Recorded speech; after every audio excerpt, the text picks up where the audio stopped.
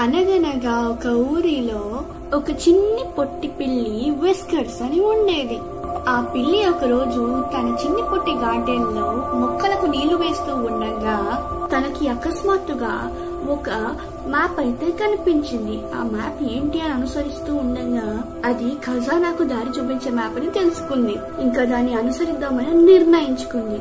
ఇక మొదటి ఘట్టం ఏమిటంటే తను ఒక చెరువుని దాటాల్సి ఉంటుంది. తనకి దారిలో ముగ్గురు స్నేహితులు కలిశారు.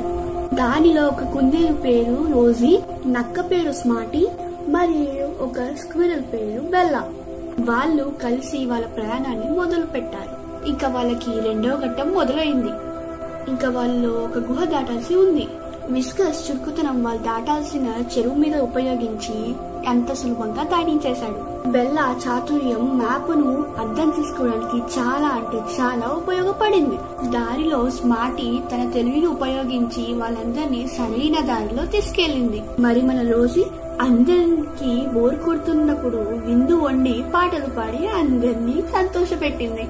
ఇక ఆఖరికి అందరూ కలిసి ఖజానాన్ని కనుగొన్నారు. అందరూ సమానంగా పంచుకున్నారు. ఇక వాళ్ళకి అప్పుడు తెలిసింది, బలం మనం బుద్ధిలోనో చేతల్లోనో ఉండదు, మనం కలిసి ఉండే విధానాన్ని బట్టి ఉంటుందని వాళ్ళందరూ తెలుసుకున్నారు. దీన్ని ఆదర్శంగా తీసుకొని వాళ్ళందరూ ఇంకో అడ్వెంచర్ కి ప్రయాణమయ్యారు. ఈ కథ యొక్క నీతి ఏమిటంటే మనమందరం కలిసి మెలిసి ఆనందంగా ఉంటేనే విజయం మనకు దక్కుతుంది అని. అలాగే కొత్త విషయాలను బట్టి ఉత్సాహం ఉండాలి. ఎలాగైతే మన చిట్టి పొట్టి పిల్లి విస్కర్స్ కి ఉందో. ధన్యవాదాలు.